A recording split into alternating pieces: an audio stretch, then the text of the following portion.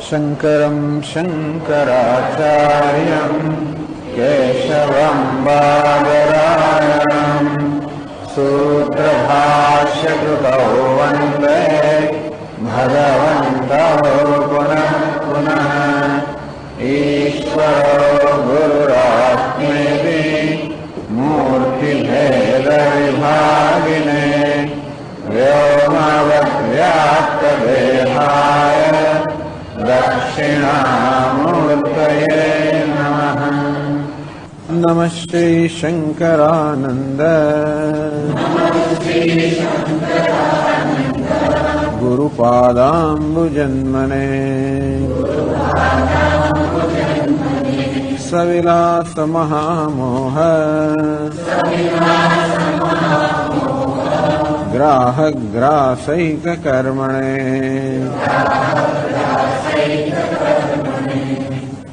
श्लोक थी अंतःकरण संभिन्न बोधो जीवो परोक्षताम् अर्हत्युपाधि सद्भावात् न तो ब्रह्मानुपाधितः। नैवं ब्रह्मत्वबोधस्य सोपाधिविषयत्वतः यावद्विदेह कैवल्यम् उपाधेरनिवारणात् अंतःकरण साहित्य राहित्याभ्यां विशिष्यते। उपाधिर्जीव भावस्य ब्रह्मतायाश्च नान्यथा। यथा विधिरुपाधि स्यात् प्रतिषेधस्तथा न किम्। सुवर्णलोहभेदेन शृङ्खलात्वन्न भिद्यते। अतद्व्यावृत्तिरूपेण साक्षाद्विधिमुखेन च वेदान्तानां प्रवृत्ति स्यात् द्विधेत्याचार्यभाषितम्। अहमर्थपरित्यागात् अहं ब्रह्मेति धीः कुतः। नैवमंशस्य हि त्यागः भागलक्षणयोदितः।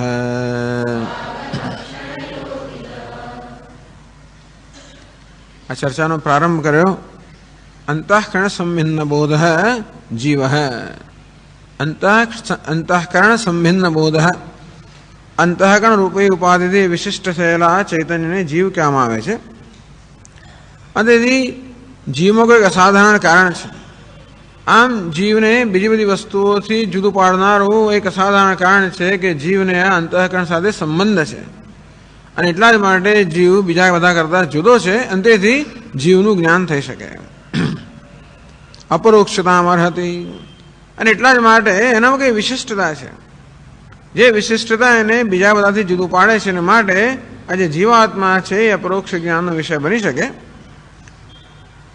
न तो ब्रह्म अनुपादित है पर ब्रह्म तो निरुपाधिक है। कोई प्रकार उपाधि वाळुं न होवाने कारणे ब्रह्म केवी रीते ज्ञाननो विषय बनी शके। नैवम तो केवुं नथी। ब्रह्म पण ज्ञाननो विषय बनी शके।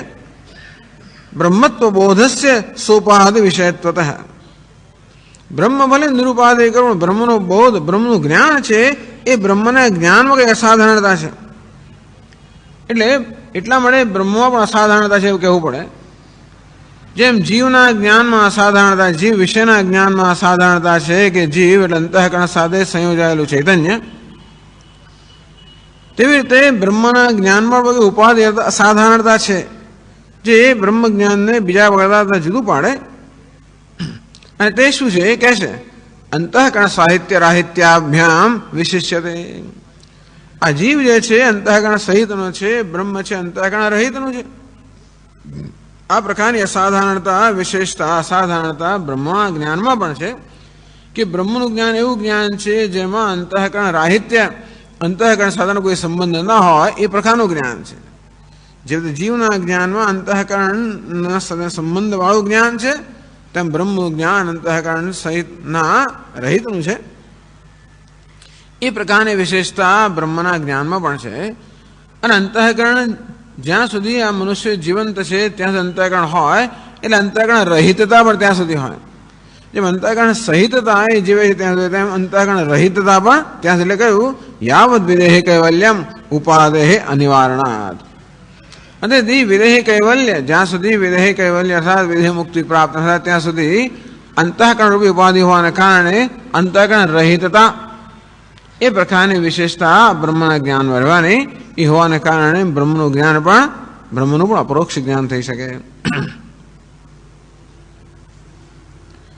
પણ પ્રશ્ન કર્યો કે અંતઃકરણ સાથે સંબંધ હોય એને ત્યારે ઉપાધિ કહેવાય, પણ સંબંધ ન હોવો એ ન હોવા પણ ઉપાધિ કેમ કહેવાય? યથા વિધિ રૂપાધિ સ્યાત પ્રતિષેધ તથા નખિમ.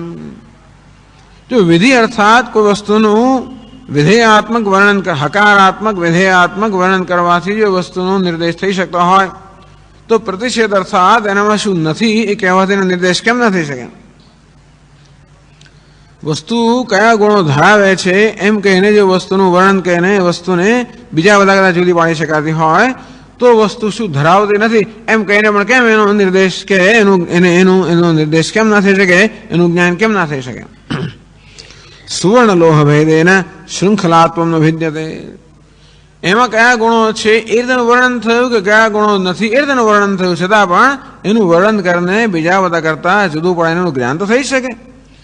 જેમ શૃંખલા હાથ કડી કે પછી બેડી પગની બેડી એ લોખંડની બની હોય કે પછી સોનાની બની હોય, પરંતુ એમાં માણસે બાંધવાની એટલે માણસની જે ગતિ છે ને રોકવાનો ગુણ તો સમાન જ છે. તેવી રીતે કોઈ વસ્તુનું શું છે એ પ્રકારે વર્ણન કરીએ કે શું નથી એ પ્રકારે વર્ણન કરીએ છતાં પણ બીજા બધા કરતા જુદી પાડીને નિર્દેશ કરવાનો ગુણ તેમાં રહેલો જ છે. એના માટે બ્રહ્મ નિરુપાધિક હોવા છતાં પણ એનું જ્ઞાન અપરોક્ષ જ્ઞાન થઈ શકે. તો આપ કહો છો તે કેવી રીતે શાસ્ત્ર આ બે પ્રકારે બોધ આપે છે? અતદ વ્યાવૃત્તિ રૂપેણ સાક્ષાત વિધિમુખેન છે.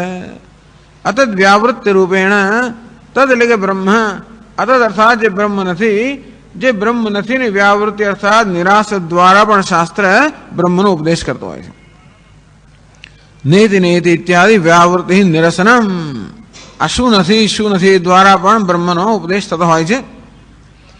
એટલા જ માટે કે જ્યારે આ રીતે કશી વસ્તુનો નિષેધ કરવામાં આવે છે ત્યારે વાસ્તવમાં બ્રહ્મ વિશે સેવાય રહેલા બ્રહ્મનો જ આ માત્ર નિરાશ કરવાનો છે. બ્રહ્મ સ્વયં પ્રકાશ હોવાને કારણે બ્રહ્મનું કોઈ નવું જ્ઞાન પ્રાપ્ત કરવાનું છે નહીં. બ્રહ્મ હંમેશા જ્ઞાનનો વિષય છે જ.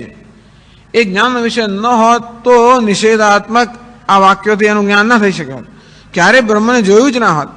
દરેક દેવદત્તને જોયો જ નથી અને પછી મારે એનો બોધ કર્યો કે બ્રહ્મ દેવદત્ત 6 ફૂટ ઊંચો નથી, 200 પાઉન્ડનો નથી, ગોરો નથી, લાંબા વાળવાળો નથી. દરેક તો શું થાય? જોયો જ નથી. એને જોયો હોય અને પછી કોઈ કે પેલો નહીં તો કદાચ એ બધાનો નિષેધ કર્યા પછી બાકી રહે એ દેવદત્ત છે એમ ઓળખી શકો. એટલે બ્રહ્મ ક્યારે અનુભવનો વિષય હોત જ નહીં તો પછી આ નિષેધાત્મક જે ઉપદેશ એ ન કામ લાગે હોત. પરંતુ બ્રહ્મ હંમેશા આપણા જ્ઞાનનો વિષય છે. બ્રહ્મ આત્મા હોવાને કારણે હંમેશા અપરોક્ષ જ્ઞાનનો વિષય છે. એ પરોક્ષ છે એવો ભ્રમ છે અને માટે પરોક્ષતાના ભ્રમનો નિરાશ કરવામાં આવે છે નેતિથી. આમ બ્રહ્મના જ્ઞાનમાં જે ભ્રમ અંશ છે એનો નિષેધ કરવામાં આવે છે આ નેતિથી. અને એ રીતે આ નકારાત્મક વસ્તુ પણ એને અસાધારણ બનાવે છે. અર્થાત બ્રહ્મની ઉપાધિ બની જાય છે. બ્રહ્મનો નિર્દેશ કરવા માટે એક અસાધારણ કારણ બની જાય છે અને એટલા માટે બ્રહ્મનું જ્ઞાન થઈ શકે. જોકે બ્રહ્મનું જ્ઞાન છે જેને બ્રહ્મનું અપરોક્ષ જ્ઞાન જ છે એટલે આવું કહેવાની જરૂર પણ નથી. પણ કહેવાનો ભાવ એ છે કે કોઈ એમ કે ભાઈ ઉપાધિ હોય તો જ જ્ઞાન થઈ શકે, એ સિવાય જ્ઞાન ના થાય. ઉપાધિ એટલે કંઈક અસાધારણ વસ્તુ, કંઈક કોઈ વસ્તુમાં અસાધારણતા હોય તો જ એનું જ્ઞાન થઈ શકે, એ સિવાય ના થઈ શકે. આમ પેનમાં અસાધારણતા હોય કે ઘડામાં અસાધારણતા હોય, ઘડાપણું, જે ઘડાપણું એને બીજા બધા પદાર્થો કરતાં જુદું પાડતો હોય એવી અસાધારણ, તો જ આ ઘડાનું જ્ઞાન થાય. એનામાં કશી અસાધારણતા ન હોય તો જ્ઞાન ન થાય. આમ જગતના દરેક પદાર્થમાં કશી ને કશી અસાધારણતા છે જ, અને એટલા જ માટે બધા પદાર્થો આપણા જ્ઞાનના કે ઓળખાણના વિષય બની શકે. એમ જીવ પણ બીજા બધા કદાચ જુદો હોવાના કારણે અસાધારણતા છે એમ કહે છે એ લોકો. તેથી ચાલો જીવનું પરોક્ષ જ્ઞાન થઈ શકે, પણ બ્રહ્મમાં તો કોઈ અસાધારણતા છે જ નહીં, એનામાં કોઈ વિશેષતા છે જ નહીં, બસ એ જ એની વિશેષતા છે. એનામાં કશી વિશેષતા નથી, એટલા માટે એ વિશેષતા ધરાવનાર બધા કદાચ જુદું પડી જ ગયું ને, બસ એ જ એની વિશેષતા છે. એટલે જ કહેવામાં આવ્યું અંતઃકરણ સાહિત્ય રાહિત્યાભ્યામ, એનામાં કશી વિશેષતા નથી, એટલા જ માટે એ બધી વિશેષતા ધરાવનારા બધા પદાર્થો કદાચ જુદું પડી જ ગયું. અને આ રીતે બ્રહ્મનો બોધ સર્વ વિશેષતાઓના નિષેધ દ્વારા કરવામાં આવે છે. સાક્ષાત વિધિમુખેન છે, અને વિધિમુખથી બ્રહ્મ કેવું છે એના વર્ણન દ્વારા પણ સત્યમ જ્ઞાનમ અનંતમ, આ રીતે વિજ્ઞાનમાનંદમ બ્રહ્મ, આ પ્રકારે એ કેવું છે એ દ્વારા પણ બ્રહ્મનો ઉપદેશ કરવામાં આવે છે. વેદાંતાનામ દ્વિધા પ્રવૃત્તિ સ્યાત, આ પ્રકારે વેદાંત ઉપનિષદની બે પ્રકારની બ્રહ્મના ઉપદેશમાં બે પ્રકારની પ્રવૃત્તિ છે. એ આચાર્ય ભાષિતમ, આમ પૂર્વ આચાર્યો કહેલું છે. આપ કહો છો કે બ્રહ્મમાં બધા પ્રકારની વિશેષતાનો નિષેધ કરીને એનો બોધ કરવામાં આવે છે. બધાનો જો નિષેધ થઈ જાય બ્રહ્મમાં, તો પછી અહમનો પણ નિષેધ થઈ જાય. અહમ બ્રહ્માસ્મિ, આવું જે કહેવામાં આવ્યું, અહમ બ્રહ્મ, આ વાક્ય કહ્યું. હવે એનો બોધમાં આપ તો કહો છો કે બ્રહ્મના ઉપદેશમાં બધાનો નિષેધ કરી દેવામાં આવે છે, તો પછી અહમપણાનો પણ નિષેધ થઈ જાય ને. બધાએ પણાનો નિષેધ થઈ જાય. કોઈ પણું બ્રહ્મમાં નથી. આમાં ઘડાપણું છે, વસ્ત્રપણું છે, ટેબલપણું છે અને પુસ્તકપણું છે. આ બધા પણાનો નિષેધ થઈ જાય છે. પણું એટલે નિષેધ, વિશેષતા, એનો નિષેધ થઈ જાય. એટલે હું પણું, આત્મા હું પણું છે. જો પણાનો એટલે કે બધા પ્રકારની વિશેષતાનો નિષેધ બ્રહ્મમાં થતો, તો હું પણાનો પણ નિષેધ થઈ જાય. તું પણાનો, હું પણાનો, પેલા પણાનો, બધા પ્રકારના ખ્યાલનો નિષેધ થઈ જાય. અહમ શબ્દાર્થસ્ય કૂટસ્થસ્યાપી ત્યાગ પ્રસંગાત, તો અહમ એટલે કે હું પણાનો જયારે નિષેધ થાય ત્યારે હુંનો જયારે થાય કૂટસ્થ, એ કૂટસ્થતાનો પણ નિષેધ થઈ જાય. તો અહમ બ્રહ્માસ્મિતિ સામાન્યધિકરણ્યને જ્ઞાનમ ન ઉદયતું અર્હતિ, તો અહમ અને બ્રહ્મ બંનેને સમાન અધિકરણો મૂકવામાં આવ્યા. એમાંનો એક અહમ જે છે એનો જો નિરાશ થઈ જતો હોય તો પછી અહમ બ્રહ્મ એવું સમાન અધિકરણનું જ્ઞાન ન થાય. એટલે 88મા શ્લોકમાં કહેવામાં આવ્યું આમ અર્થ પરિત્યાગાત અહમ બ્રહ્મેતિ કુતઃ, એવો પ્રશ્ન પૂછવામાં આવ્યો કે આ બધો પરિત્યાગની પ્રક્રિયામાં અહમ જે છે અહમ અર્થનો હું પણાનો પરિત્યાગ જો થઈ જતો હોય તો પછી બ્રહ્મ એતિ ધીહી, હું બ્રહ્મ છું એ પ્રકારનું ધી અર્થાત જ્ઞાન કેવી રીતે થઈ શકે? તો કે નૈવમ, એ વાત બરોબર હતી. અંશસ્ય હિ ત્યાગ ભાગ લક્ષણયા ઉદિત. અહમ મારી હું પણાનો ત્યાગ કરવામાં આવે છે, નિષેધ થાય છે. પણ હું પણાનો નિષેધ કરવાથી આખા અહમનો નિષેધ થતો નથી. નિષેધ શેનો થઈ શકે?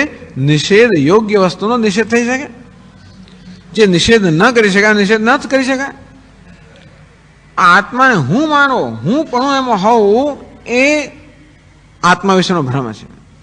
જ્યાં હું પણ છે ત્યાં તું પણ નથી. એટલે હું જે છે એ તું કરતા જુદો થઈ જાય.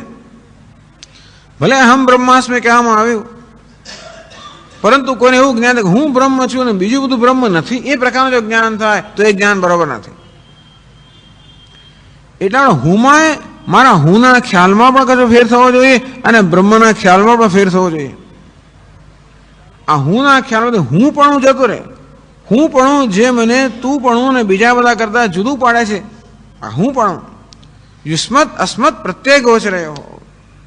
અસ્મત પ્રત્યય એટલે કે હું, યુષ્મત એટલે કે તું. આ તું ને હું બંને એકબીજા જુદા છે. હું પણ છે ત્યાં તું પણ નથી, તું પણ ત્યાં હું પણ નથી. અને એ પ્રકારનો જે આત્માનો મારો ખ્યાલ હોતો એવો આત્મા બ્રહ્મ નથી. આત્મા બ્રહ્મ એવું બ્રહ્મ નથી કે તું કરતા જુદું હોય, એવી કશી વસ્તુ નથી જે બ્રહ્મ કરતા જુદી હોય. એટલા માટે આત્માની અંદર કે હું ની અંદર પણ મને બીજા બધા કરતા જુદો પાડનાર જે અંશ છે એનો ત્યાં નિષેધ થઈ ગયો.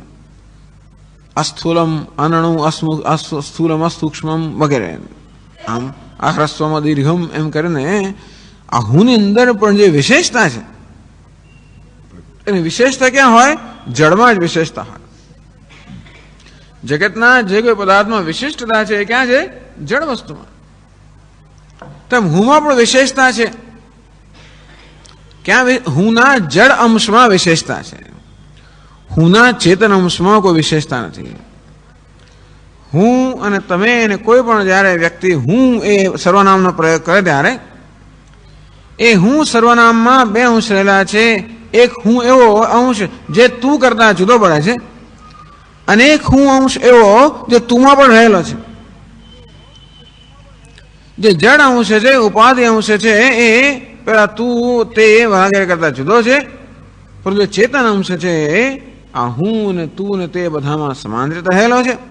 અને એટલા જ માટે અંશસ્ય હિ ત્યાગ. આ જડ અંશ છે જે પરિવર્તનશીલ અંશ છે એ અંશનો ત્યાગ કરવામાં છે. એટલે મારામાંથી મારે આટલો ત્યાગ કરવાનો છે. ભાગત ત્યાગ લક્ષણા કહેવામાં આવે ને, એક અંશનો ત્યાગ અને બીજા અંશનો સ્વીકાર, બીજા અંશનું ગ્રહણ. જો કે પેલા ચેતન અંશનો ત્યાગ થઈ જ ના. ત્યાગ કોણ કરે? જે ત્યાગ કરનાર છે પોતાનો ત્યાગ તો ન જ કરી શકે. એ હોવાને કારણે ચેતન ખરેખર તો ત્યાગને યોગ્ય જ નથી. જે જળ અંશ છે એ નિષેધને ત્યાગને યોગ્ય છે અને માટે એ અંશનો ત્યાગ કરવાનો આમાં અપેક્ષિત છે.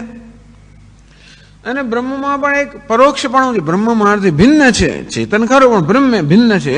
એ પરોક્ષતા બ્રહ્મની છે. એ અંશનો બ્રહ્મમાંથી ત્યાગ અને પરિવર્તનશીલતા કે જડતા કે વિકાર એ અહમમાંથી એનો ત્યાગ. આમ ભાગ ત્યાગ લક્ષણ. જેમ સ્વયં દેવ દત્તા કે તત્વમસી જેમ બતાવ્યું તેમ અહમ બ્રહ્માસ્મથી પણ બતાવ્યું. હિ અસ્માત કારણાત ભાગ લક્ષણયા જહદ અજહદ લક્ષણયા અંશસ્ય આમ શબ્દાર્થ એક દેશસ્ય જડાંશસ્ય ત્યાગ એ રીતે. આમ શબ્દનો એક દેશ, આમ શબ્દનો એક અંશ જે જડ છે એનો ત્યાગ વાસ્તવમાં કહેવામાં આવ્યો છે. પણ જે કૂટસ્થ અંશ છે એનો ત્યાગ કોઈ રીતે અપેક્ષિત નથી. એટલે ત્યાગમાં કૂટસ્થ અંશનો ત્યાગ નથી. ત્યાગ થઈ પણ ના શકે પણ કૂટસ્થ અંશનો ત્યાગ એમાં અપેક્ષિત નથી. એટલા માટે અહમની કૂટસ્થતા જતી નથી રહેતી. બધું અહમનો પણ છોડી દો તો કૂટસ્થતા ક્યાં જતી રહે? તો કૂટસ્થતા છૂટી જતી નથી. બાકી જે પરિવર્તનશીલતા જે છૂટી જાય છે. એટલે આ બધા દ્વારા શાસ્ત્ર કહે છે કે આપણામાંથી પણ શેનો ત્યાગ કરવાનો? આપણામાં જે પરિવર્તનશીલ અંશ છે એ મિથ્યા છે, એ જડ છે, મારે એનો ત્યાગ. એટલે કે એની સાથે કશી લેવા દેવા ન રાખે. એનો ભાવ ત્યાગ એટલે શું? એની સાથે લેવા દેવા ના રાખે. જે પરિવર્તનશીલ છે, કર્તૃત્વ, ભોક્તૃત્વ, સુખિત્વ, દુઃખિત્વ, આ બધું જડ અંશ છે. હમણાં હું કરતા છું, પછી ભોગતા હોઉં, હમણાં સુખી હોઉં, પછી દુઃખી હોઉં, આ બધું જે પરિવર્તનશીલ અંશ કેવો છે? જડ. જડતા અર્થાત ઉપાધિમાંથી આવેલો છે. કર્તૃત્વ, ભોક્તૃત્વ, સુખિત્વ, દુઃખિત્વ બધા ઉપાધિના ધર્મ છે. અને એનો જ આ અહમ પર ધ્યારોપ થવાને કારણે અહમ પણ કરતા ભોગતા સુખી દુઃખી જણાય છે. અને માટે એ અંશનો ત્યાગ. ટૂંકમાં આપણે પણ એ અંશનો ત્યાગ કરવાનો છે આપણે જીવનમાં. આવું ત્યાગમય જીવન, આ પ્રકારનો ત્યાગ. અંતમાં ભાગ લક્ષણ ઉદિત.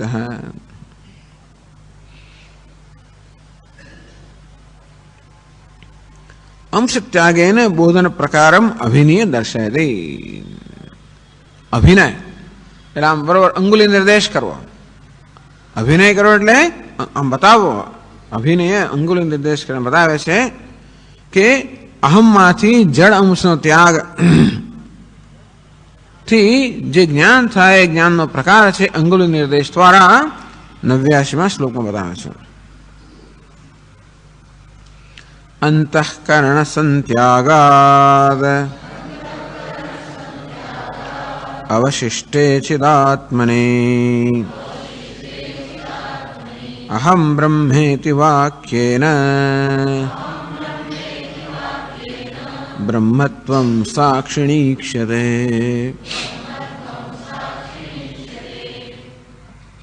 અંતઃકરણ સંત્યાગાત અવશિષ્ટે ચિદાત્મની. અંતઃકરણના સારી રીતે ત્યાગ કર્યા પછી જે અવશેષ રહ્યો ચિદાત્મા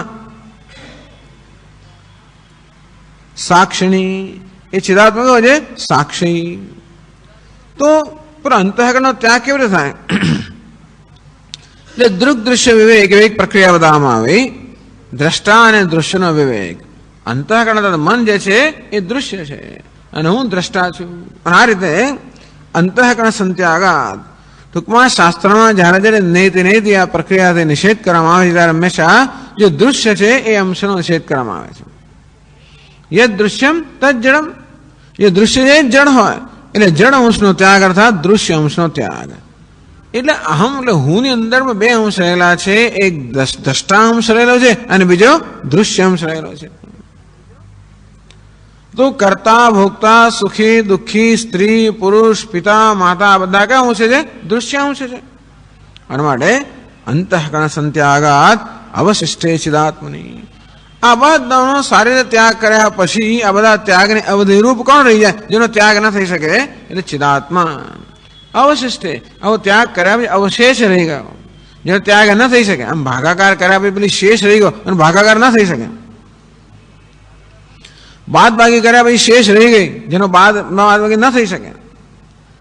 તેવી રીતે આ બધા નિષેધ કર્યા પછી જેનો નિષેધ ન થાય જે અવશિષ્ટ અંશ રહી ગયો એ છે ચિદાત્મા સાક્ષિણી. એને સાક્ષી કહેવામાં આવ્યો. સાક્ષીપણાનો પણ બાદ થઈ જાય. આપણે ભલે દ્રષ્ટા કહીએ પણ દ્રષ્ટાપણું પણ જડતા જ છે.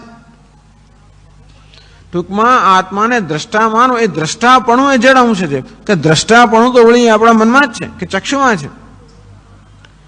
ચક્ષુમાં અહમ ભાવને કારણે આત્મા દ્રષ્ટા બને, કર્ણમાં અહમ ભાવને કારણે શ્રોતા બને, મનમાં અહમ ભાવને કારણે મનતા બને, બુદ્ધિમાં અહમ ભાવને કારણે વિજ્ઞાતા બને.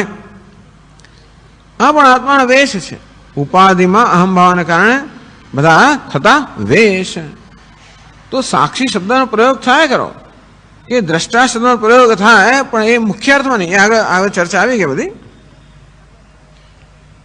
અંતેથી અહમ બ્રહ્માસ્મિ વાક્યમાં અહમની અંદર જે અંતઃકરણ સાથેનો સંબંધ જે જડ અંશ છે, જે દૃશ્ય અંશ છે, એ દૃશ્ય અંશના ત્યાગથી અવશિષ્ટે ચિદાત્મની, એના ત્યાગ કર્યા પછી જે ચિદાત્મા અવશેષ રહી ગયો તેમાં અહમ બ્રહ્મેતિ વાક્ય એમાં બ્રહ્મત્વમ ઈક્ષતે.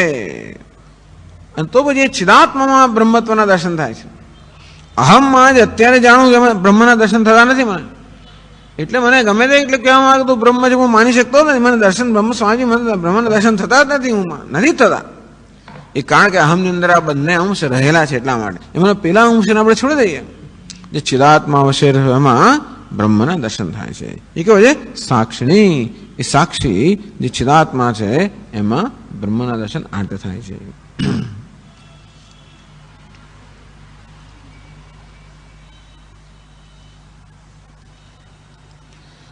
નનુ કેવલસ્ય પ્રત્યેગાત્મનઃ સ્વપ્રકાશત્વાદ બુદ્ધિવૃત્તિ વિષયત્વમ ન ઘટતે યતો વાચો નિવર્તન્તે અપ્રાપ્ય મનસા સહ. જેમાંથી મન સહિત વાણી પાછી ફરે છે એ બ્રહ્મ છે, એ આત્મા છે. કેવલસ્ય પ્રત્યેગાત્મનઃ. આપ તો કહો છો કે આ બધા દૃશ્ય કે જડ અંશનો ત્યાગ કર્યા પછી શુદ્ધ કે નિર્વિશેષ ચિદાત્મા જ રહી જાય એ આત્મા છે. તો જે નિર્વિશેષ છે એવો ચિદાત્મા કેવી રીતે જ્ઞાનનો વિષય બને? એ જ પ્રશ્ન પાછો આવ્યો. આગળ કહ્યું અંતઃકરણ સંભિન્ન બોધ જીવ. જીવ કોને કહેવાય? અંતઃકરણ સાથે સંભિન્ન થયેલો, અંતઃકરણની સાથે વિશિષ્ટ થયેલા ચૈતન્ય જીવ કહેવાય. માટે એ જ્ઞાનનો વિષય. હવે આપ તો કહો છો કે અહમમાંથી બધું અંતઃકરણ તો દૂર કરી નાખવાનું. અંતઃકરણ સંત્યાગાત અવશિષ્ટે ચિદાત્મની. તો અંતઃકરણ નામની વિશેષતા તેનો ત્યાગ કરવાનો આપ કહો છો. એટલે ચિદાત્મા જે રહ્યો અવશેષ રહ્યો તો નિર્વિશેષ રહી ગયો, તો પછી એ કેવું તો બુદ્ધિનો વિષય બની શકે? આ મોટો પ્રશ્ન છે જ કે કેવી રીતે આત્મા અર્થાત બ્રહ્મ જે સર્વથી અતીત છે, નિર્વિશેષ છે, નિર્વિકલ્પ છે, એ કેવી રીતે આપણા જ્ઞાનનો વિષય બની છે? કારણ કે બુદ્ધિ તો હંમેશા બુદ્ધિ મર્યાદિત હોવાના કારણે બુદ્ધિ મર્યાદિત વિષયોનું જ્ઞાન પ્રાપ્ત કરી શકે. કેવી રીતે આત્મા અર્થાત અથવા બ્રહ્મ જે અમર્યાદિત છે, અનંત છે, એ કેવી રીતે આ નાનકડી બુદ્ધિના જ્ઞાનનો વિષય બની શકે? આ એક પ્રશ્ન હંમેશા રહેતો હોય છે. નનુ કેવલસ્ય પ્રત્યેગાત્મન સ્વપ્રકાશત્વાत्. આ પ્રત્યેગાત્મા કેવલ અર્થાત અદ્વિતીય છે, નિર્વિશેષ છે. તો એવું જ નિર્વિશેષ ચિદાત્મા છે, સ્વપ્રકાશત્વાत् અને વળી સ્વયં પ્રકાશ છે. સતત અહમ અહમ એ રીતે પ્રકાશ રહ્યો છે. બુદ્ધિવૃત્તિ વિષયત્વ ન ઘટતે. એવા સ્વયં પ્રકાશ આત્માને કેવી રીતે બુદ્ધિનો વિષય બનાવી શકાય? આ ઘટપટ છે તો બુદ્ધિવૃત્તિના વિષય બને, કાકા જડ છે. એટલે કહેવાનો અર્થ એ છે કે આ જગતના બધા પદાર્થો જે દૃશ્ય છે એ જડ છે. એ જડ પદાર્થો સ્વયં પ્રકાશિત ન થતા હોવાના કારણે એમને કોઈ પ્રકાશની અપેક્ષા રહે છે. એટલે બુદ્ધિ આ પદાર્થોને પ્રકાશિત કરે, અંતે રીતે આ પદાર્થો આપણા જ્ઞાનના વિષય બને. બુદ્ધિ ઇન્દ્રિય દ્વારા પ્રકાશિત કરે, ઇન્દ્રિય દ્વારા બુદ્ધિ આ પદાર્થનો સંપર્ક કરે અને આ પદાર્થને પ્રકાશિત કરે, અને માટે આ પદાર્થ જે જડ છે એ જ્ઞાનનો વિષય બને. પરંતુ સ્વયં પ્રકાશત્વાत्, પણ આત્મા તો સ્વપ્રકાશ હોવાના કારણે એ કેવી રીતે બુદ્ધિના જ્ઞાનનો વિષય બને? ઇતિ આશંકા. આવી શંકાનો ઉત્તર આપે છે 90ના શ્લોકમાં. સ્વપ્રકાશોપી સાક્ષ્યેવ ધીવૃત્યા વ્યાપ્યતેન્યવત ફલવ્યાપ્યત્વમેવાસ્ય શાસ્ત્રકૃદ્ભિર્નિવારિતમ.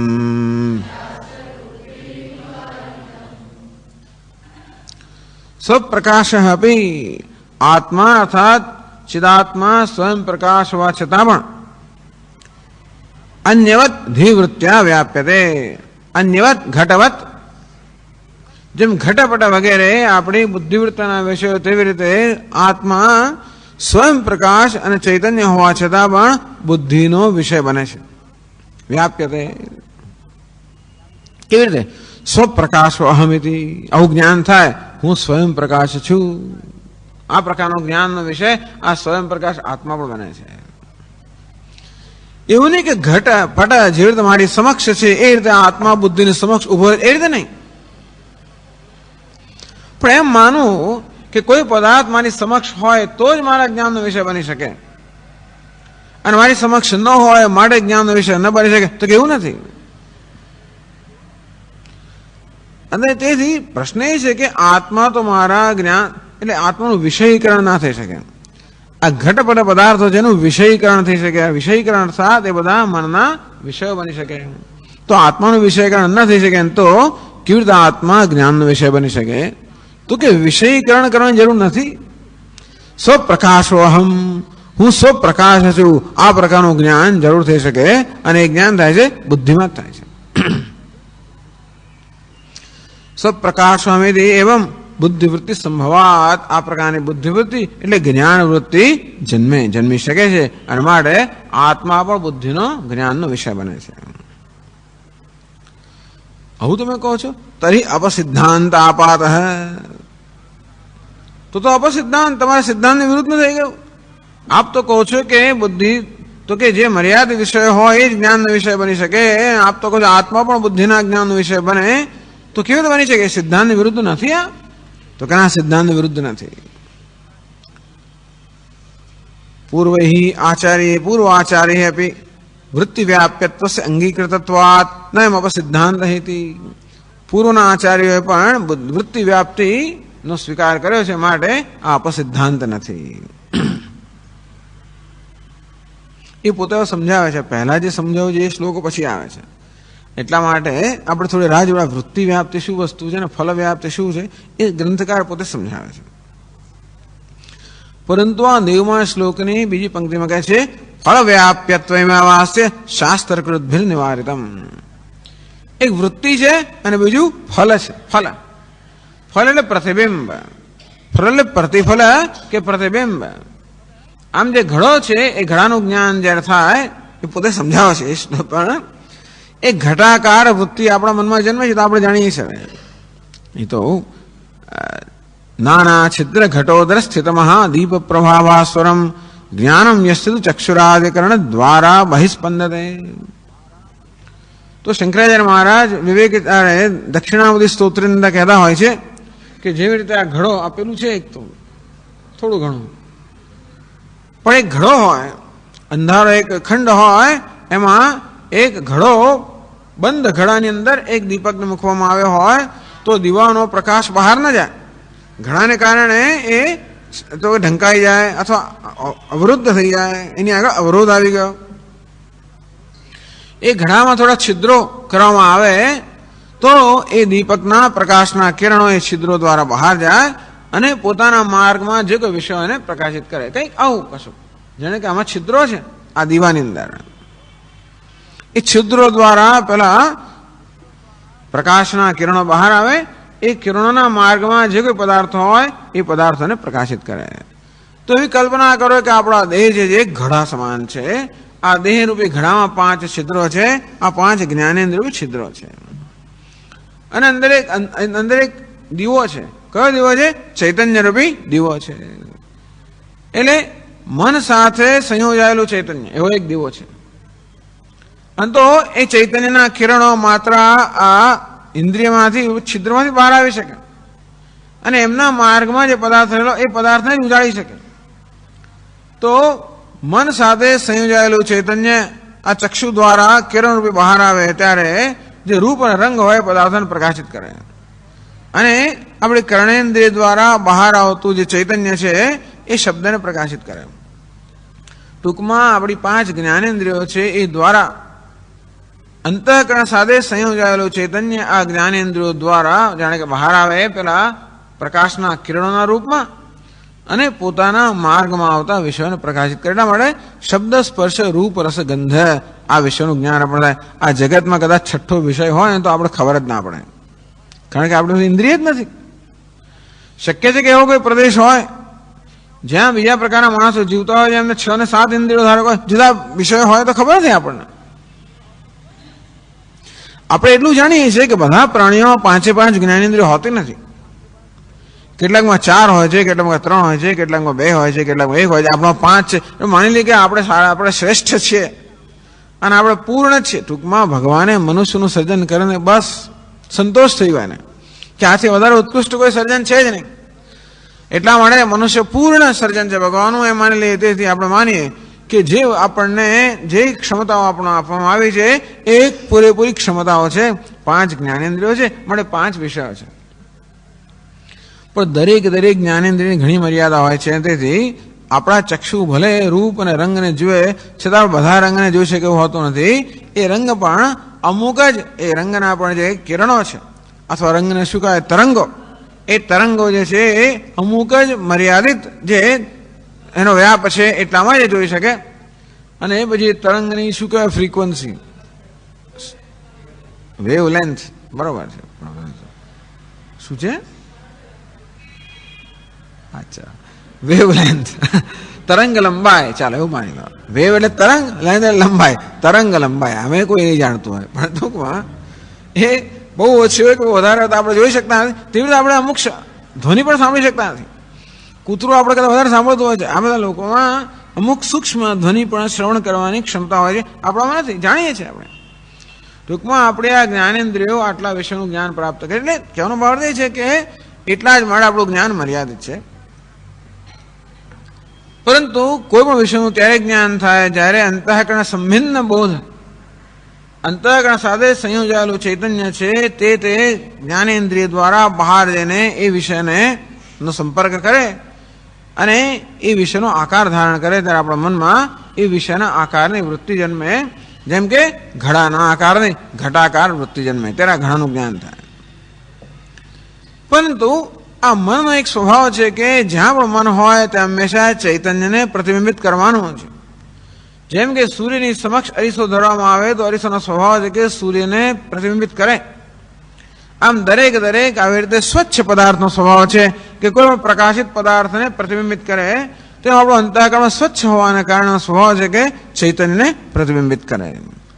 અને તેથી કોઈ પણ પ્રકારની વૃત્તિ આપણા મનમાં જન્મે ત્યારે એમાં હંમેશા ચૈતન્યનું પ્રતિબિંબ હોય જ.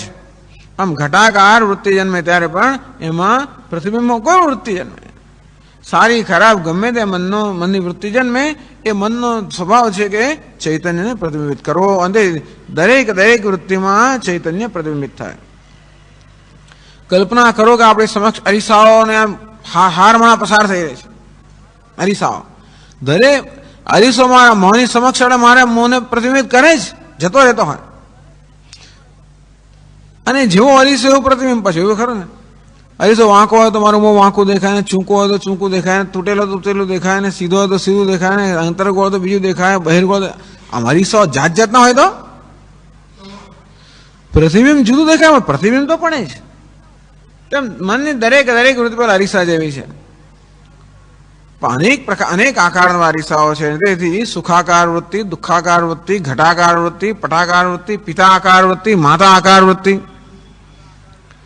જાતની વૃત્તિઓ જેમ પસાર થતી જાય. પેલા આપણી સમક્ષ એક પેલું શું કહેવાય, સરઘસ પસાર થતું હોય, જતું હોય, તેવી રીતે આવી આમ વૃત્તિઓ બસ હારમાં પસાર થતી જ હોય. પરંતુ દરેક વૃત્તિ ચૈતન્યને, આત્માને પ્રતિબિંબિત કરે તો ખરું. એ પ્રતિબિંબને ફલ કહેવાય. ફલ, બસ આ એટલું કહેવા માટે આ બધું આટલી લાંબી ચર્ચા કરવામાં આવી. ફલ, દરેક વૃત્તિમાં ચૈતન્ય જે પ્રતિબિંબિત થાય ને એને પ્રતિફલિત થાય એમ પણ કહેવામાં છે. એટલે પ્રતિબિંબ કે પ્રતિફલ એવો શબ્દ વાપરવામાં આવે છે. એ પ્રતિ જવા દીધું, ખાલી બિંબ ફલ રાખવામાં આવ્યું. બિંબ રાખ્યો તોય સારું થયું, પણ ચાલો ફલ કહેવામાં આવ્યું. એક વૃત્તિ છે અને બીજું ફલ છે. આ બંનેનું કશું કામ છે. વૃત્તિ જે પણ કંઈ કામ કરે છે, એટલે આપણે જયારે આ ઘડો છે એ પ્રકારનું જ્ઞાન થાય ત્યારે જે ઘટાકાર વૃત્તિ છે એ પણ કશું કામ કરે છે, અને પેલી ફલ અંદરનું પ્રતિબિંબ ફળ છે એ પણ કંઈ કામ કરે છે. જો 91 શ્લોકમાં બતાવ્યું છે, એ જ શ્લોક આપણે વાંચીએ. બુદ્ધિતસ્થચિદાભાસૌ દ્વાવપી વ્યાપ્નુતો ઘટમ તત્રાજ્ઞાનમ ધિયા નશ્યેદ આભાસેન ઘટસ્ફુરેત. આ વેદાંત શાસ્ત્રમાં ઘડાને જેટલું મહત્વ મળ્યું છે એટલું આત્મા સિવાય બીજા કોઈને નહીં મળે. મને લાગે છે વધારે આત્મા કે બ્રહ્મને મળ્યું એ સિવાયનું બાકીનું મહત્વ ઘડાને જ મળેલું છે. ઘડાએ તો ખરેખર જે મહાન ઉપકાર કરે છે, આપણા વેદાંત શાસ્ત્ર ઘડાએ મહાન ઉપકાર કરે છે. બુદ્ધિ તત્સ્થ ચિદાભાસૌ, બુદ્ધિ એટલે ઘટાકાર વૃત્તિ, તત્સ્થ અને મારેલો ચિદાભાસ એટલે કે પેલું પ્રતિબિંબિત ચૈતન્ય. દો અપી ઘટમ વ્યાપ્નુત, આ બંને ઘડાને વ્યાપ્ત કરે છે. એટલે કહ્યું તે પ્રમાણે અંતઃકરણ સંભિન્ન ચૈતન્ય, અંતઃકરણ સાથે સંયોજાયેલું અંતઃકરણ પ્રતિબિંબિત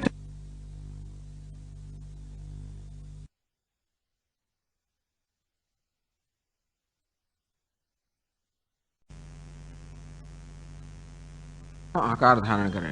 આપણી બુદ્ધિ આ ઘડાનો આકાર ધારણ કરે અને તેથી ઘટાકાર વૃત્તિ એક મનમાં જન્મે, અને એમાં પડેલું પ્રતિબિંબ એ કહે છે કે ઘટાકાર વૃત્તિ અને એમાં પડેલું પ્રતિબિંબ આ બંને ઘડાને વ્યાપ્ત કરે છે. અર્થાત ઘડાના જ્ઞાનમાં બંનેનો ફાળો છે. વ્યાપ્ત એટલે બંનેનો ફાળો છે. શું ફાળો છે? ઉભય વ્યાપ્ત પ્રયોજન, બંનેનો શું ફાળો છે? તત્ર અજ્ઞાનમ ધિયા નશ્યેદ આભાસેન ઘટસ્ફુરેદ. એટલે ઘડાનું જ્ઞાન થાય એ જ્ઞાનની પ્રક્રિયાને બે અંશમાં ગણવામાં આવી છે. એક તો એવું કે આ ઘડાનું અજ્ઞાન દૂર થયું, અને બીજું ઘડાનું જ્ઞાન થયું. આ ઘડો જે છે આપણે જયારે ઘડાનું જ્ઞાન થાય, આમ આવી રીતે આ ઘડો સામે પડ્યો હોય એનું જ્ઞાન થયું. જ્ઞાન તો એટલે ઘડાનું દર્શન થયું. જ્ઞાન દર્શન કે માઇક્રોફોનનું દર્શન થાય, પુસ્તકનું દર્શન થાય, ઘડાનું દર્શન થાય, કોઈ પદાર્થનું દર્શન થાય આપણને, કે અત્યારના શબ્દો જે બોલાય છે એનું તમને જ્ઞાન થાય છે, એટલે એનું દર્શન થાય છે. એમાં બે પ્રકારને બે અંશ રહેલા છે. એક તો એ કે પદાર્થનું અજ્ઞાન દૂર થાય છે, અને બીજું એ પદાર્થને પ્રકાશિત કરાવે છે, એનું જ્ઞાન થાય છે. આવું કહેવામાં આવ્યું છે. આ પ્રકારની કલ્પના કરવામાં આવી છે. એવું ના માનવું કે પેલું જતું રહે, બંને સાથે જ થાય એટલે આપણે કંઈ જુદા ના પાડી શકીએ. એવું ના થાય કે અજ્ઞાન દૂર થયું ને છતાં હજી પછી પેલું જ્ઞાન થયું, એવું નહીં. છતાં પણ આ રીતે જ્ઞાન જે થાય છે કોઈ પણ પદાર્થનું એના બે અંશ ગણવામાં આવતા હોય છે. એક અંશ એવો છે કે અજ્ઞાન દૂર થાય, આવરણ દૂર થાય, અને બીજો અંશ એવો છે કે પદાર્થ પ્રકાશિત થાય. એટલે એવું છે ને કે જ્યાં સુધી આ ઘડો મારા જ્ઞાનનો વિષય ત્યાં સુધી ઘડો જાણે કે ઢંકાયેલો છે, આવૃત થયેલો છે. અને જ્યારે ઘટાકાર વૃત્તિ જન્મે ત્યારે આ વૃત્તિ જે છે ઘટાકાર વૃત્તિ એ ઘડા આડે રહેલું આવરણ દૂર કરે. ઘડાની આડે રહેલું અજ્ઞાનનું આવરણ દૂર કરે. એટલે ટૂંકમાં વૃત્તિનો આ પ્રકારનો ઉપયોગ છે કે વૃત્તિનું આ કાર્ય છે. વૃત્તિ આટલું કરતી હોય છે કે એ પદાર્થની આડે રહેલા અજ્ઞાનના આવરણને દૂર કરે છે. અજ્ઞાનનું આવરણ તો છે જ નહીં, તો બધું જ આપણે જણાઈ ગયું હોત. પણ અજ્ઞાનનું આવરણ દૂર થાય, કોઈ પદાર્થ આડે ત્યારે જે પદાર્થનું જ્ઞાન થાય.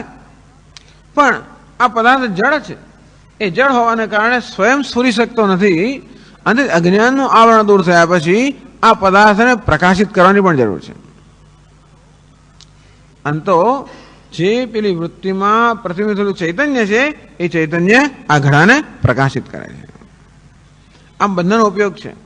ઘટાકાર વૃત્તિ આ ઘડા આડે રહેલું આવરણ દૂર કરે છે અને એમાં પ્રતિબિંબિત થયેલું ચૈતન્ય આ ઘડાને પ્રકાશિત કરે છે. એટલે કહ્યું તત્ર જ્ઞાનમ ધ્યાનસ્યેદ તત્ર તયોઃ બુદ્ધિ ચિદાભાસયો મધ્યે. આ બુદ્ધિવૃત્તિ અને ચિદાભાસ બંને છે, બંનેનો ઉપયોગ છે. એમાં ધ્યા એટલે બુદ્ધિવૃત્ત્યા, આજે બુદ્ધિવૃત્તિ ઘટાકાર વૃત્તિ. અજ્ઞાનમ નશ્યેત, એનાથી અજ્ઞાન દૂર થાય છે, અજ્ઞાનનું આવરણ દૂર થાય છે. કેમ? જ્ઞાન અજ્ઞાન એવો વિરોધાત. અજ્ઞાન વૃત્તિ જન્મે માટે અજ્ઞાન દૂર કરે છે. આભાસેન ઘટ સ્ફુરેત, આભાસેન ચિદાભાસેન. જે ચિદાભાસ છે અર્થાત વૃત્તિમાં પ્રતિબિંબિત ચૈતન્ય છે એનાથી ઘટ સ્ફુરેત, ઘડાનું સ્ફુરણ થાય. કઈ ઘડો જળ છે, જળ હોવાને કારણે સ્વયં પોતે સ્ફુરી શકતો નથી, માટે ઘડાના સ્ફુરણ માટે ચૈતન્યની જરૂર છે. બે વસ્તુ થઈ કે આવરણ દૂર કરવા માટે વૃત્તિની જરૂર છે અને ઘડાને સ્ફુરિત કરવા માટે ચૈતન્યની જરૂર છે. એટલા માટે વૃત્તિ અને ચૈતન્ય બંનેનું આ કાર્ય છે કે ઘટાકાર વૃત્તિ આવરણ દૂર કરે છે, એમાં રહેલું ચૈતન્ય એ ઘડાને સ્ફુરિત કરે છે. 93મો શ્લોક જો, 93મો શ્લોક હવે એમાં પણ આ દ્રષ્ટાંત આપવાનું છે. ચક્ષુર્દીપાવપેક્ષ્યેતે ઘટાદેર દર્શને યથા ન દીપદર્શને કિંતુ ચક્ષુરેકમપેક્ષતે.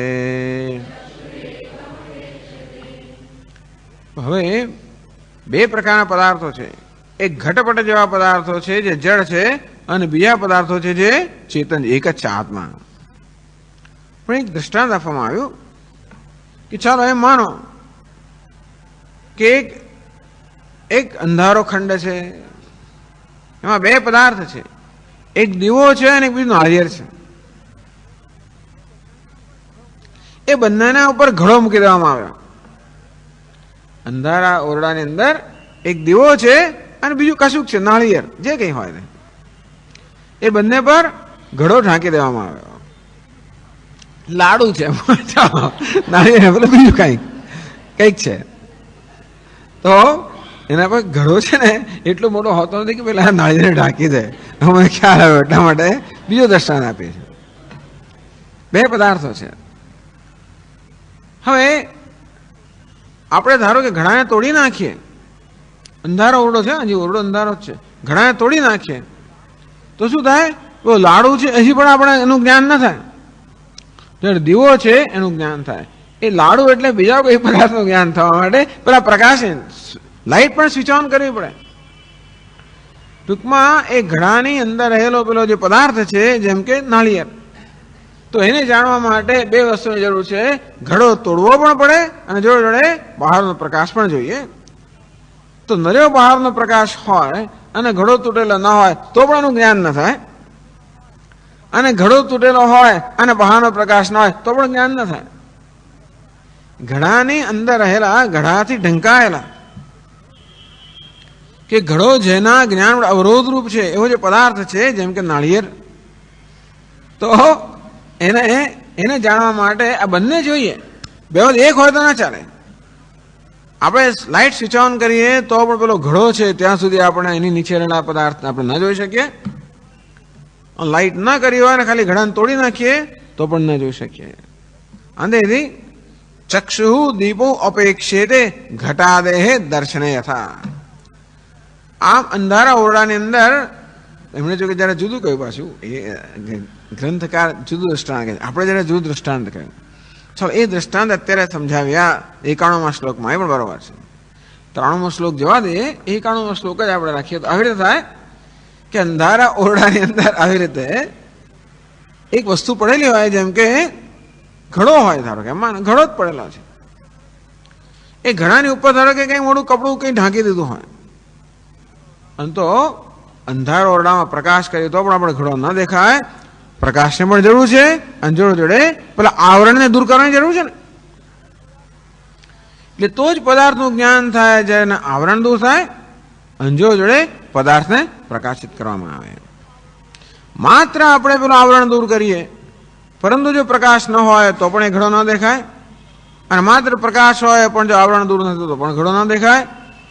એના માટે બંનેને દૂર કરવાની જરૂર છે. તેવી રીતે આ બધા પદાર્થની આડે આ બે વસ્તુ છે. એક તો આવરણ દૂર કરવાની જરૂર છે, અને જોડે પદાર્થને પ્રકાશિત કરવાની પણ જરૂર છે. તો જેવી રીતે પેલા ઘડારૂપી આવરણ દૂર થાય, ઘડાને તોડી નાખીએ તો, તેવી રીતે આ ઘટાકાર વૃત્તિ કે પટાકાર વૃત્તિ કે કોઈ પણ આકારની વૃત્તિ એ પદાર્થ આડે રહેલા આવરણને દૂર કરે છે.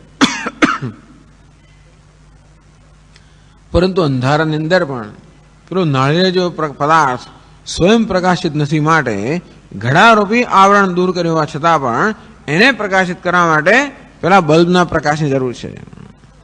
તેવી રીતે આ ઘડો સ્વયં પ્રકાશ નથી, એટલા માટે ઘટાકાર વૃત્તિથી આ ઘડાનું આવરણ દૂર થાય તો પણ એને પ્રકાશિત કરવા માટે ચેતનની જરૂર છે. અને તેથી એ ઘટાકાર વૃત્તિમાં પ્રતિબિંબિત થયેલું ચૈતન્ય આ ઘડાને જ્યારે ભાષિત કરે ત્યારે ઘડાનું જ્ઞાન થાય. એટલે કે તત્ર જ્ઞાનમ ધ્યાનશ્ચેદ. ધ્યા એટલે ઘટાકાર વૃત્તિથી આ ઘડાની આડે રહેલું આવરણ દૂર થાય. આભાસે ને ઘટસ્ફુરેત, અને એ વૃત્તિમાં પ્રતિબિંબિત ચૈતન્યથી આ ઘડાનું સ્ફુરણ થાય, એટલે ઘડો પ્રકાશિત થાય. ઘડો જડ હોવાને કારણે સ્વયં પ્રકાશિત ન થઈ શકે, માટે એ ચિદાભાસથી કે ચિત્ત એટલે ફલત પ્રતિબિંબિત ચૈતન્યથી આ ઘડો પ્રકાશિત થાય. હવે 90મા શ્લોકમાં જોઈએ તો ફલવ્યાપ્યત્વમેવાસ્ય શાસ્ત્રકૃતભિર નિવારિતમ.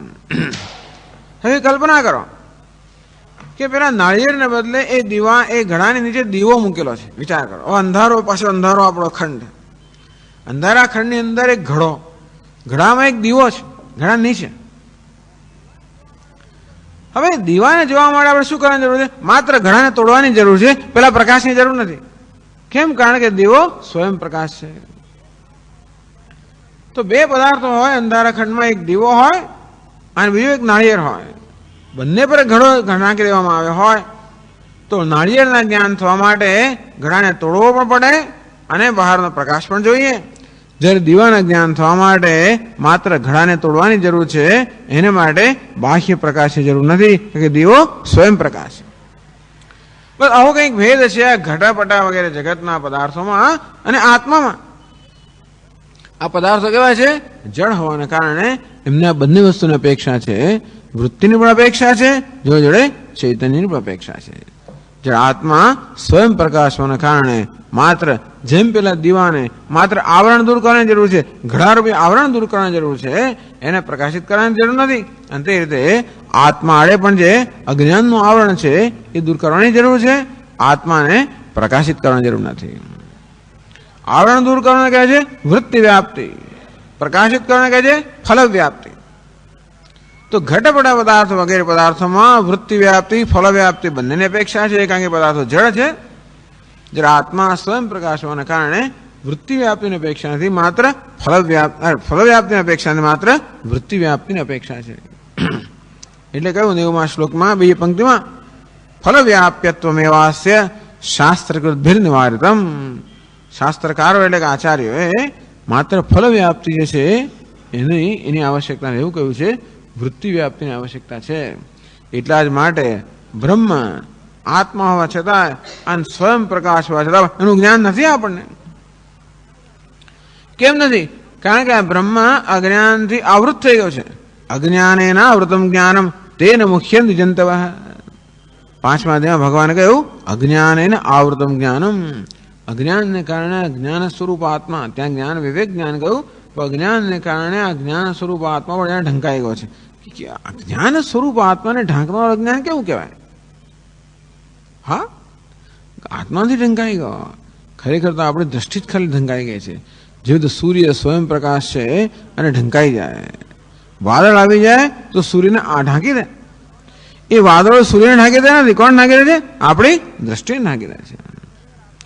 તેવી રીતે અજ્ઞાન ખરેખર આત્માને ઢાંકતું નથી.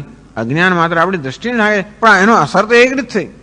અસર તો એક જ છે, અને તે એક એવી આત્માનું, એટલે સૂર્યનો આપણે સૂર્ય દેખાતો નથી, તેમાં આત્માનું જ્ઞાન નથી. એટલે એક રાજાએ કહ્યું ને, એક રાજા કે બહાર ફરવા નીકળ્યો છે અને એને પગે કાંટા અને કાંકરા બધું વાગ્યું, એટલે એને જાહેર કર્યું કે ભાઈ બસ આખું નગર છે એને બધાને ચામડાથી તમે ઢાંકી દો, ચાલો, એટલે મને કાંટા કાંકરા ના વાગે. તો કોઈ મહારાજ આખા નગરને ચામડાથી ઢાંકવાના બદલે આપના પગને જ ચામડાથી ઢાંકીએ તો. તેવી રીતે માત્ર આપણી આત્મા આડે કે સૂર્ય આડે કોઈ આવરણ દૂર કરવાની જરૂર નથી, માત્ર આપણી દ્રષ્ટિ આડે જે આવરણ છે એ જ દૂર કરવાની જરૂર છે. તેવી રીતે એમ કહેવાય કે આત્મા અજ્ઞાનના આવરણથી ઢંકાઈ ગયો છે. ખરેખર તો આપણી બુદ્ધિ અજ્ઞાનના આવરણથી ઢંકાયેલી છે. એટલા માટે કહ્યું આપણી વિવેક બુદ્ધિ અજ્ઞાન રૂપી આવરણથી ઢંકાયેલી છે. અને તેથી આત્માનું પણ અજ્ઞાન હોઈ શકે. આત્મા જ્ઞાન સ્વરૂપ છે, સ્વયં પ્રકાશ છે, અંતોપણનું અજ્ઞાન હોય છે. કારણ કે આપણા આત્માનું વાસ્તવિક જ્ઞાન નથી. એ છે સર્વેષુ ભૂતેષુ ગૂઢોત્માન પ્રકાશતે. પ્રાણી માત્રમાં બ્રહ્મ આત્મા આત્મરૂપે વિરાજમાન છે, પ્રકાશ છે. ન પ્રકાશ છે છતાં એ બ્રહ્મરૂપે જ કોઈને જાણતું નથી. એને જીવ રૂપે સંસાર રૂપે જાણે છે, બ્રહ્મ રૂપે જાણતું નથી. અને તેથી એમ કહેવાય કે આત્મા પણ અજ્ઞાન રૂપી આવરણથી ઢંકાઈ ગયેલો છે. અજ્ઞાન એટલે ભ્રમ. આત્મા વિશે અનેક પ્રકારના જે ભ્રમ સેવામાં આવે છે એ ભ્રમને કારણે આત્માનું વાસ્તવિક સ્વરૂપ ઢંકાઈ ગયો છે. એટલે આત્મા નથી એવો કોઈને વહેમ નથી, એવું કઈ પ્રશ્ન નથી. પણ આત્મા પૂર્ણ છે, નિત્ય છે, શુદ્ધ છે, અદ્વિતીય છે, એ અંશ ઢંકાઈ ગયો છે. અને તેથી એ આવરણ દૂર કરવાની જરૂર છે. સ્વયં પ્રકાશોહમ, અદ્વિતીયોહમ, અનંતોહમ, પૂર્ણોહમ, શાંતોહમ, એ પ્રકારની વૃત્તિ, એ પ્રકારનું જ્ઞાન, એ પ્રકારની જે કેવું કહેવાય કહો અનુભવ, જે શબ્દ વાપરો એ વાપરો, અનુભવ, જ્ઞાન, દર્શન, એની જરૂર છે. હું પૂર્ણ છું, સ્વયં પ્રકાશ છું, અદ્વિતીય છું, શાંત છું, મુક્ત છું, નિત્ય છું. આ પ્રકારની વૃત્તિ, આ પ્રકારની સમજ, આ પ્રકારનો બોધ એની આવશ્યકતા છે. અને આ પ્રકારનો બોધ બુદ્ધિમાં થતો હોય છે. અત્યારે ભ્રમ પણ બધા બુદ્ધિમાં જ છે. જેમ તૈત્તિરીય ઉપનિષદમાં જેવું પંચમહાકોશ, પંચકોશ, 5 પ્રકારના ભ્રમ બધા છે. આ બધા ભ્રમ ક્યાં છે? બુદ્ધિમાં જ છે. ભલે અન્નને કોષ કહેવાય, પણ અન્ન ત્યાં આ શરીર કોષ નથી, પણ હું અન્નમય છું, હું શરીર છું, એ પ્રકારનો ભ્રમ એ કોષ છે. આ બધા ભ્રમની નિવૃત્તિની અપેક્ષા છે. એટલા માટે એ ભ્રમની નિવૃત્તિ ભ્રમ બુદ્ધિમાં છે, અને માટે એ ભ્રમને દૂર કરે એવી વૃત્તિ જન્મવી જોઈએ. અંદરથી જ્ઞાન વૃત્તિ, આવી અજ્ઞાન વૃત્તિ કહેવામાં આવે છે. અજ્ઞાનની પણ વૃત્તિ છે, તો એ તો જ્ઞાન વૃત્તિની આવશ્યકતા છે. એટલે કહ્યું, પરંતુ આત્મા સ્વયં પ્રકાશ હોવાને કારણે ફલવ્યાપ્તિ એટલે કે એનું વિષયીકરણની જરૂર નથી. આ બધા પદાર્થો આપણે જાણીએ છીએ અને વિષય રૂપે જાણીએ છીએ. આ બધા પદાર્થો જાણીએ છીએ અને પોતાના અન્ય રૂપે જાણીએ છીએ. આત્માને જાણીએ ખરા, પણ અન્ય રૂપે નહીં. ફલવ્યાપ્તિ એટલે શું? અન્ય રૂપે જાણવો, વિષય રૂપે જાણવો. તો જગતના બધા પદાર્થોને જાણીએ અને જોડે અન્ય રૂપે જાણીએ. તેથી એ જ્ઞાનમાં હંમેશા દ્રષ્ટા અને દૃશ્ય એ પ્રકારના ભેદવાળું જ્ઞાન હોય છે. જ્યારે આત્માના જ્ઞાન, આત્માને જાણવાનું છે, પરંતુ દ્રષ્ટા દૃશ્યના ભેદવાળું જ્ઞાન નહીં, દૃશ્યત્વ નથી. તો કે એમાં બસ આટલો જ ફેર છે. એને જ કહેવામાં આવ્યું બુદ્ધિતસ્થ ચિદાભાસૌ દ્વાવવિ વ્યાપ્નુતો ઘટમ તત્ર જ્ઞાનમ ધ્યાનશ્ચેત આભાસેન ઘટસ્ફુરેત. આ ચર્ચા આપણે આગળ કરશું. ઓમ પૂર્ણમદઃ પૂર્ણમિદં પૂર્ણાત પૂર્ણમુદચ્યતે પૂર્ણસ્ય પૂર્ણમાદાય પૂર્ણમેવાવશિષ્યતે. ઓમ શાંતિ શાંતિ શાંતિ. શંકરં શંકરાચાર્યં કેશવં બાદરાયણં सूत्रभाष्यकृतौ वन्दे भगवन्तौ पुनः पुनः. ईश्वरो गुरुरात्मेति मूर्तिभेदविभागिने व्योमवद्व्याप्तदेहाय दक्षिणामूर्तये नमः. ॐ शान्तिः शान्तिः शान्तिः. हरिः ओम. श्री गुरुभ्यो नमः. हरिः ओम.